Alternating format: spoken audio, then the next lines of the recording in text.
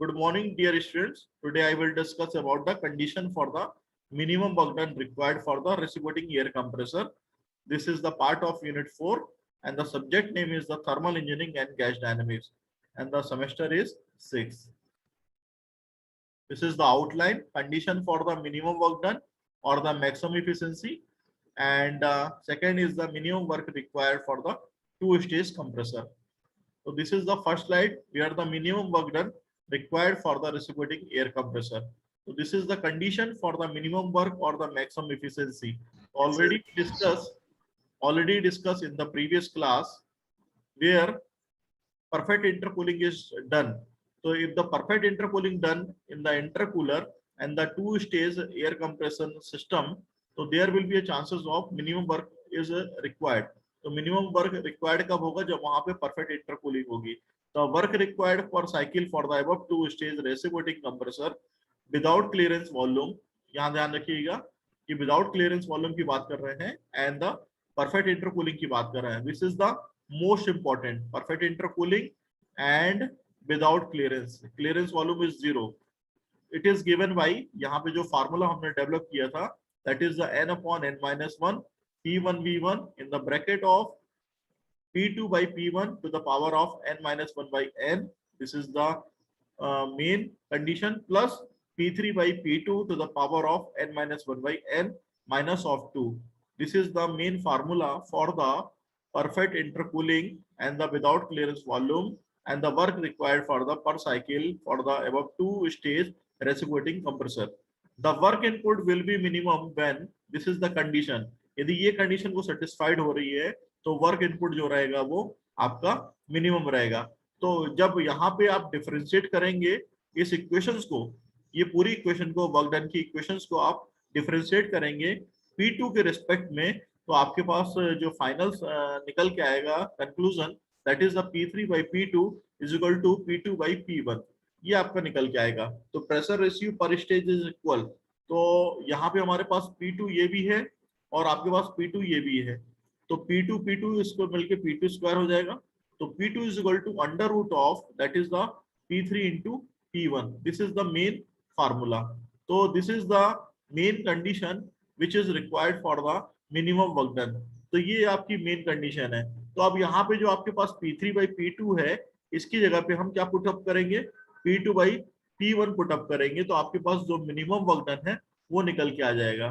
तो here this is the condition और intermediate pressure P2 it is called also intermediate pressure.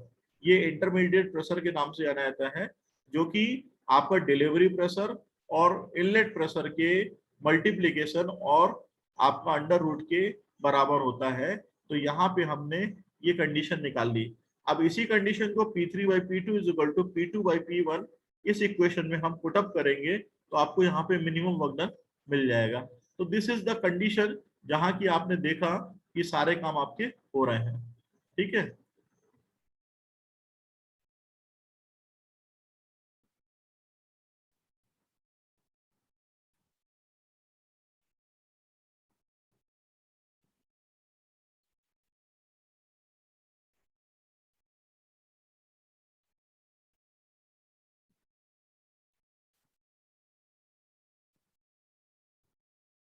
So this is the condition minimum work required for the two stage compressor.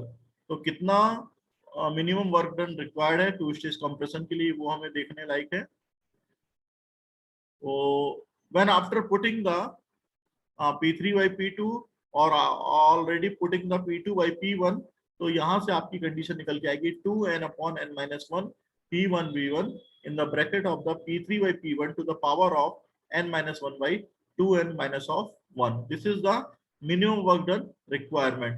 If there are the n number of stages, suppose that कि वहां पे delivery pressure आपको बहुत ज्यादा requirement है, आपको 20 बार 50 बार 100 बार इस तरीके से डिलीवरी प्रेशर एयर प्रेशर की रिक्वायरमेंट है, तो वहां पे n नंबर ऑफ की स्टेजेस लगेंगी जहां पे कि मिनिमम वर्क रिक्वायर्ड के लिए ये इक्वेशन आपकी चलेगी.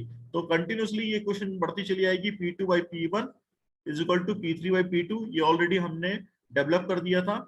इसके बाद जो आगे कंडीशन चलेगी that is P4 by P3 और कंटिन्यूसली यदि n नंबर ऑफ स्टेजेस तो क्या होगा यहाँ पे Pn+1 अपॉन Pn। तो यहाँ पे एक हमने नाम दे दिया Z, this is the factor, और ये जो Z फैक्टर है इसका जो नाम है pressure ratio through the compressor to the power of 1/n, इसका हमने नाम दे दिया। तो Z is equal to P2/P1 is equal to जितनी भी n नंबर ऑफ स्टेज है तो Pn+1 अपॉन P1, चूंकि नंबर ऑफ स्टेज यदि आपके पास स्टार्टिंग कर रहे हैं प्रेशर की किससे कर रहे हैं, P1 से कर रहे हैं, तो स्टार्टिंग P1 से हो रही है, और यहाँ पे n नंबर ऑफ स्टेज तो n+1, क्योंकि 1 प्लस जाता है the power of 1/n।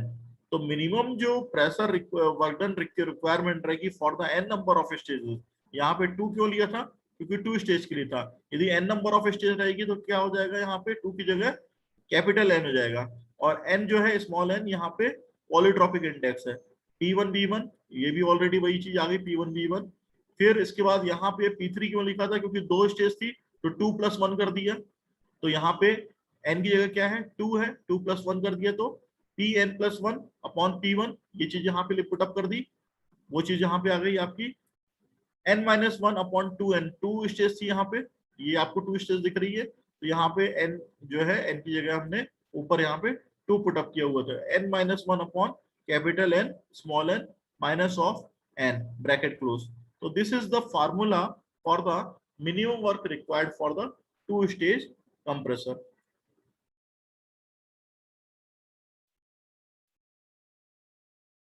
This is the diagram in which the 2-stage air compression it is discussed by the LP compressor and the HP compressor। तो LP compressor में air का compression होता है, उसका तो यहाँ पे इंटरकूलिंग आप देख रहे हैं।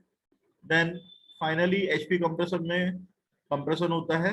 तो इंटरमीडिएट जो प्रेशर है यहाँ पे, that is the P2 is represented to this area जहां पे कि इंटरमीडिएट प्रेशर अचीव हो रहा है, that is a 24532।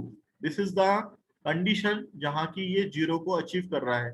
सिमिलरली यहाँ पे कि ऑप्टिमम प्रेशर निकालना है, तो ऑप्टिमम प्रेशर निकालने के लिए हमने इस एरिया को मैक्सिमम कर दिया, तो 24532 इट इज द मैक्सिमम जहां की ऑप्टिमम वैल्यू निकल के आएगी P2 की। तो work is minimum, optimum condition दो तरीके से होती है, या तो उसको मैक्सिमाइज कर दीजिए चीज को, या तो मिनिमाइज कर दीजिए। तो वर्क को मिनिमम करने के लिए ऑप्टिमाइजेशन टेक्निक अपनाई जा रही है।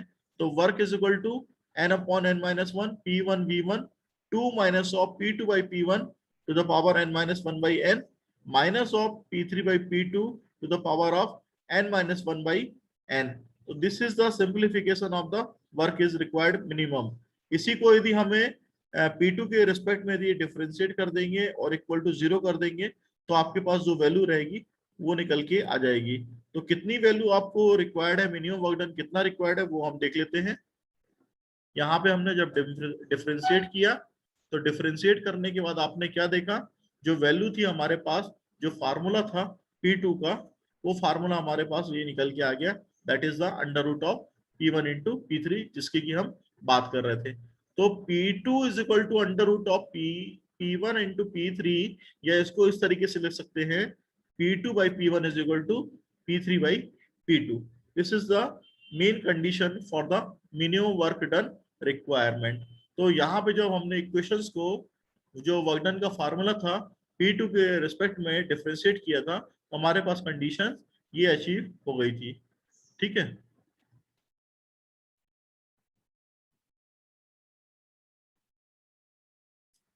then obtained for the 2-stage air compression की मिनिमम वर्क डन हमारे पास क्या था, वो चीज निकल के आई हमारे पास। तो मिनिमम वर्क डन चूंकि हमारे पास फार्मूला डेवलप हो चुका है, that is the P2/P1 is equal to P3/P1। तो जो मिनिमम वर्क डन का फार्मूला है for the 2 stage, that is the 2n/n-1 P1V1 1 minus of that is the P3/P1 n-1/2n। This is the main formula. Okay, तो इस फार्मूले को obtain करने के बाद इसके ऊपर हम न्यूमेरिकल भी कर सकते हैं।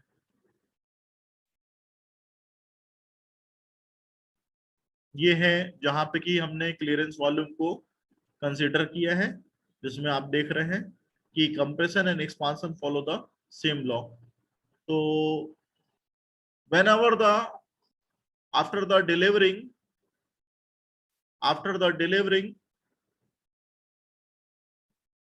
of air to the required place, some air is left in the piston cylinder mechanism, so there will be a chances of expansion is taking place. So expansion, this is represented 3 to 4, 2 to 3 is the delivery, 4 to 1 is suction, 1 to 2 is called compression. So 1 to 2 compression and expansion both follow the PV to power gamma equal to C. ये दोनों जो है PV to power N is equal to C को follow करते हैं। यही चीज यहाँ पे लिखी है, फॉलो द सेम लॉ।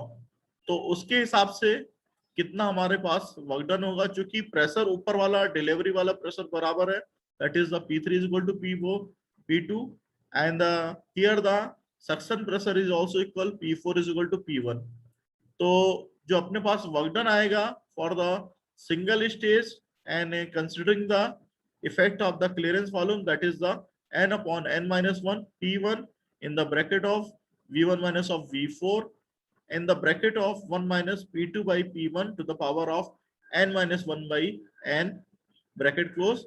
या इसी को जो V1 minus of V4 है, इसको हमने नाम दे दिया जिसका के नाम है VA that is the actual volume which is enter during the suction condition। तो इफेक्टिव शिफ्ट वॉल्यूम जो है वो अपने सिलेंडर पिस्टन मैकेनिज्म में आएगा during the suction condition. It is already written as V1 minus of V4 that is called a VA। तो n upon n minus 1 P1 VA in the bracket factor is same, it is already discussed in this equations। तो here in this diagram जो कि आपको यहाँ पे दिखाई दे रहा है, this is called a clearance volume। ये आपका क्लियरेंस वॉल्यूम है जो कि V3 कहलाता है और उसी को हम VC भी बोलते हैं। स्विफ्ट वॉल्यूम आपका जितना भी अंदर आता है volume, that is called a V1 minus of V4, जैसे कि हमने VS का भी नाम दिया हुआ है। और इफेक्टिव स्विफ्ट वॉल्यूम जो कि अभी आप यहाँ पे देख रहे थे, that is the effective Swift volume जो कि reduce of the normal temperature pressure की कंडीशन में रहता है, V1 माइनस ऑफ V4। और टोटल वॉल्यूम आप यहाँ पे जो देख रहे हैं जो कि स्विफ्ट वॉल्यूम और क्लियरेंस वॉल्यूम मिल के बनता है, ये कहलाता है टोटल वॉल्यूम।